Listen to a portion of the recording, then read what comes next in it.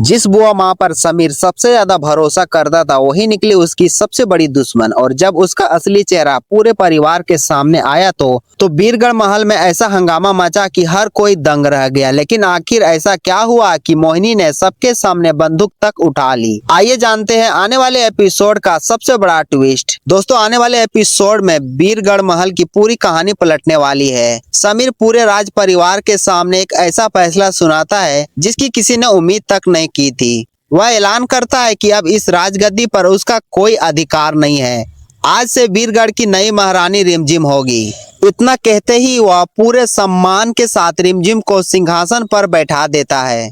लेकिन जैसे ही रिमझिम राजगद्दी संभालती है, मोहिनी का गुस्सा फूट पड़ता है। वह इस फैसले का खुलकर विरोध करती है और तभी सबको एहसास होने लगता है कि उसके मन में शुरू से ही राजगद्दी पाने की चाहत छिपी हुई थी। मामला उस वक्त और भी खतरनाक हो जाता है जब मोहिनी गुस्से में रिमझिम पर बंदूक तान देती है।